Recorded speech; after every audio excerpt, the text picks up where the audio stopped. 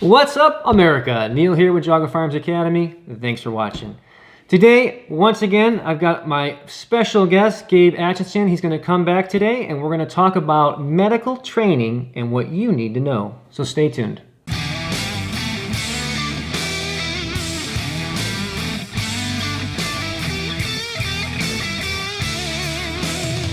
Nice. How's it going, Gabe? Pretty good. How about yourself? Fantastic. Thanks for having me back. Yeah, I was going to say, welcome back. We appreciate it. You're welcome. So, I'm a big proponent, obviously, of training. It's what we do. It's our bread and butter. It's our business. Firearms, obviously, and defensive stuff. So, what I'm always talking to people, because and I'm sure it's the same in medical and that, but I mean, people think, well, I have this gun on now, and so all the evildoers avoid me because I have this special shield, because I have this firearm with me, and so I'm good. And of course, nothing could be further from the truth, right? Correct. Not only that, but we're actually putting yourselves in greater harm because you have a very deadly tool that you have no idea how to use, right? Agreed.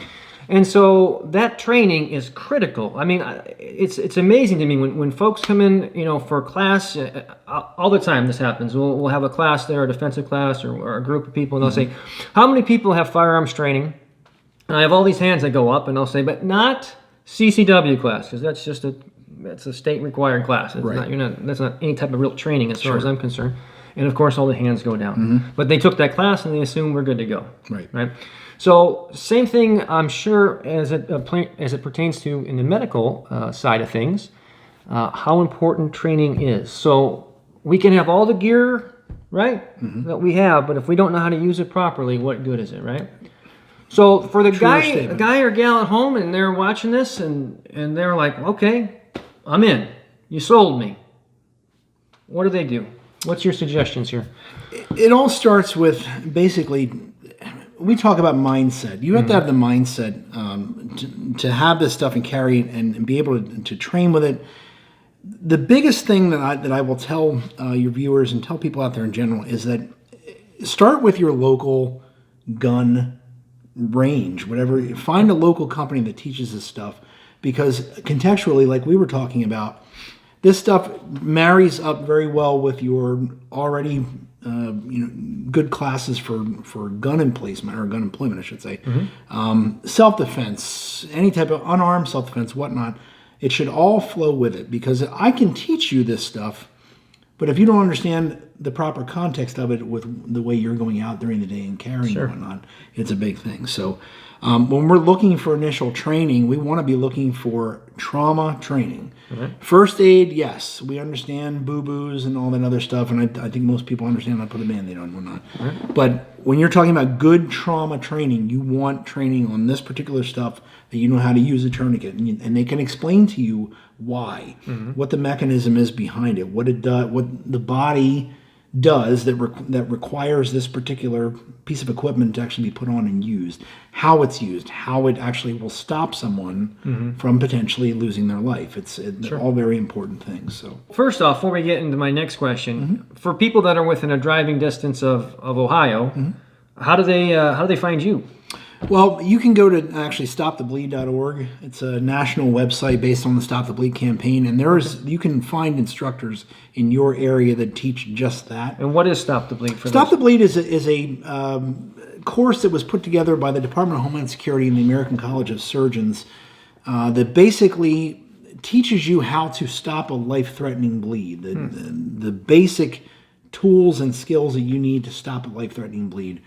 Obviously, because we don't want someone to bleed out and die. So that would include lacerations, gunshots? Sure, everything. Okay. And contextually, it includes everything from domestic terrorism to industrial accidents to, backyard things or whatnot. And it's universally usable in all sorts of different contexts. So. Gotcha. As far as the order of things, right? No, I have no medical training, but I want to get into it. Is there like a place that you recommend we start and then go? Sure. Either through the American Heart Association, or the American Red Cross, they offer a basic life support. So your CPR AED training is a must.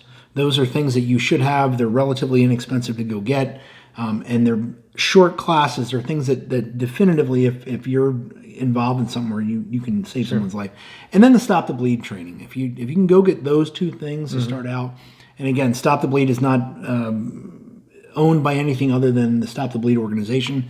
And again, you can find instructors all over the country for that sort of thing. So your basic life support things, and then Stop the Bleed would be where I would tell people to start. And you may have heard me say AED, and you probably have been in airports and things like that, walking around. Have you seen these that says AED on it? Why don't you tell them a little bit what that is for people who have no idea? It's an automated external defibrillator, and basically what it is, it's a box. And do I need to be a cardiac surgeon to use it? You do not, Okay. no. Most of the modern ones these days, when you open them up and you hit a button and you turn it on, it will prompt you, it will talk to you and tell you how to put the patches on, when to shock somebody, when not to do that. So It does talk to you. It's kind of creepy. But again, that goes back to the idea of knowing proper CPR and those type of things, because you'll know when to use it and when not to use it. So. And for those, because I know it's a big question, it will not shock you if you're not supposed to be shocked. Correct. It will. They normally will tell you, and it will advise you not to shock someone. Right. So if you guys come to our classes, whatever defensive class it is, I always make this comment, and it's there's no such thing as advanced training. And what I mean by that is, and I explain that people want to come there, they want to learn how to shoot fast and get behind barricades and shoot from all these positions and whatnot. But at the end of the day, it doesn't matter whether you're entering with a SWAT team or you're the guy who's going to pick or gal's going to pick up a gun for the very first time. We always have to do the same thing, which is the fundamentals. Absolutely. I mean, I beat that to death. It's the fundamentals. Now, the environment may change. The level of urgency, cover, usage, all those things can change. But ultimately, when it comes down to what I need to do, which is to press that trigger properly, it's the fundamentals, right? Absolutely. And so I'm sure when it comes to medical training, there's some similarities there. Absolutely. The equipment doesn't change. Okay. The skills don't change. Right. The situation is what changes. Right. So you can learn how to properly put a tourniquet on, how to properly pack a wound, how to properly wrap a wound with an ACE bandage or whatever else you have in there, how to stop bleeding, airway stuff. You can learn all of that and be very good with it. And they're really very basic skills.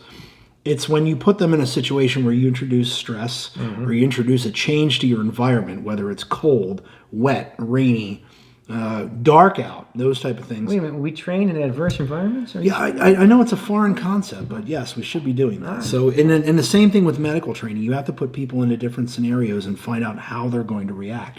Realistic training, things that where everything's not going to be, perfect. For those that took that class, which is fantastic, by the way, they took the one class, they're done forever, right? Yeah, so Kim's absolutely. done forever, right? That's it. One class That's and it? you're done. No. What? No. Like any other skill, these skills are perishable. And if you don't do them often, if you don't practice, if you don't take your tourniquet out and understand what it looks like, how you take it out if it's not properly staged, or how you're going to do it one-handed or whatnot. If you don't practice those things on a regular basis, when you go to use them, you're going to fumble around with it and not be very comfortable with using it.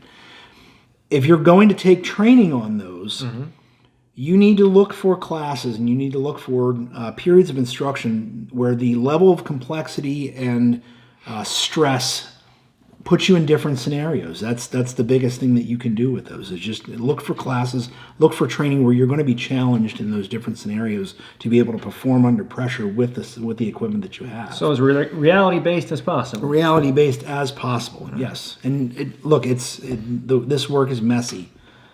So if you're not getting that reality in your classes, a lot of times, and we explain this in the class, a lot of times you can get kind of tunnel vision into looking at someone's wound and really not being very focused on what you need to do to do that. It's all. And I think a lot of people who have never done anything like this, but want to get involved in this, people don't realize that how uncompliant, if you will, that a victim can be. Oh, without a doubt. I mean, people think it's like, oh, you cut your arm, so you're just going to lay there perfectly still, you're not going to move, and I'm going to go ahead and fix it. Right. Like, that's not how it works. One of the things that I find fun is when we do training for law enforcement, and we put them in positions where they have to deal with not only an armed officer, but an armed, confused, bleeding officer. Sure. The complexity goes through the roof. Sure. And it becomes not so much that, hey, buddy, how you doing? I'm going to walk up and put a tourniquet on you. Now I have to wrestle around with you, and you're slippery, and you're wet, and you've got body armor on, and you're armed. Right. The level of complexity goes through the roof, and it makes it very much more difficult to then figure out how to use this stuff. Just wrestling around with someone who's not, and then trying to get a package like this open. Right. How do you in do the that? rain, and it's what is it now? 32 degrees outside. Right. 30 degrees, and it's cold. Your hands are numb. You're trying to Something as simple as opening a plastic pack. Right. Plus, you have gloves on, right? Absolutely. And you're trying to get this done. Absolutely. Not to mention the fact, from experience, I mean, you're going to, as an officer, you're going to be down in these compromised position. We've got a lot of equipment we don't want grabbed, and we're still usually in some type of environment where there can be unknown threats around and stuff like that. So there's a lot that goes into that. All right, so we talk about training. So one of the cool things that's going to be coming is we're going to do a joint class. Yes. And so the way this is going to be laid out, our big thing, and I'm sure yours as well, is mindset. Mindset. Super important. I've said this a million times. It's not going to be how fast you can draw, what super ninja you are. It's going to be about putting yourself in a position of advantage, and if things kick off, you're in the best spot possible. So basically, what we're going to do is we're going to do our defensive mindset course, okay, and then if that kicks off and we have a trauma situation where people are injured, then we're going to have Super Gabe here. He's going to come in, and he's going to teach how to fix that problem. Sure. So it's going to be super exciting. I'm excited about this. I'm excited for it, too. And then, of course, there's going to be a lot more opportunity with this partnership here as far as what we can teach. We're going to, especially as the weather gets warmer, because I know you don't want to come out when it's raining. But when it gets warmer, we'll be able to do some more active shooting stuff. Absolutely. And all that kind of stuff. So a lot of very exciting training coming your way. So if you are within any reasonable distance to the great state of Ohio, we're here for you. And who knows, maybe we'll travel together, right? Absolutely. And you can't miss it. It's one of those things, if you carry a firearm for self-defense and you're big on taking training, you have to do this sort of stuff. So it's almost like you're going to drive a car without insurance, right? Or without seatbelts. Like, who would do that? Right. Yeah, it's just silly. Right. Well, once again, Gabe, I appreciate you coming. Thank you very much for having me. Very helpful. Fantastic stuff. Great stuff coming. You know where to find us. You can find us on, of course, the YouTube, Facebook. We tweet on Twitter now. Do you know that? I have a Twitter page as well. The information will be down below. Oh, there it is. We'll get you all that. So we can be tweeting with all of us. That's it. We put our A-list stuff on Patreon. And until next time, remember, it's always better to be judged by 12 than carried by 6.